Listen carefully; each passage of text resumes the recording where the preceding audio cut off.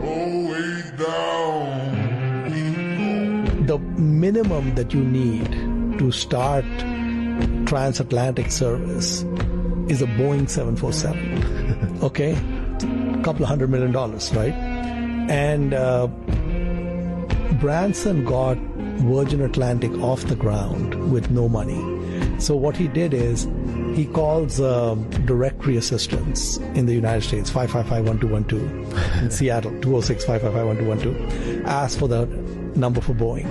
Okay, gets the number for Boeing, calls the main switchboard, and says, I'd like to lease a 747 that you guys might have hanging around that you're not using. They hang up on him. Right. Okay, he keeps calling them. And finally, the lady at the switchboard says, let me transfer you to someone who can get rid of you properly, right? So she transferred him to someone who's head of like commercial sales. And so this guy tells him, listen, Mr. Branson, in every country we have one customer. And you are not the customer. In the UK, it's British Airways. And so therefore there's nothing to talk about. So Richard tells him, listen, I agree with you, that's fine, but just humor me for a second. Do you have an old Boeing 747 lying around that you're not using? And he says, yeah, actually we do.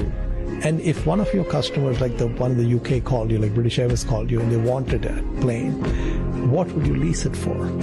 So he says, well, I really don't need to have this conversation, but we would lease it for about $200,000 a month. Okay, $200,000 or $300,000 a month.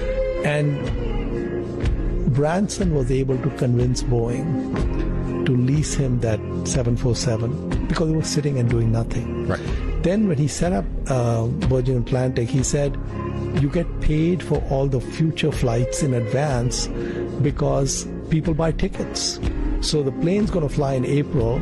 People already bought tickets in February. Right. So you say, I got cash coming in 2 months, 3 months before the plane's going to fly. And I'm going to pay for the fuel 30 days after that plane lands. Okay? So he had negative working capital, and the lease payment is also in arrears, right? So basically he was able to get Virgin Atlantic off the ground with zero equity, right? Now, the way I look at it is that if you can start an airline with no money, you can start any business with no money. Right. Okay? You just have to replace capital with creative thinking.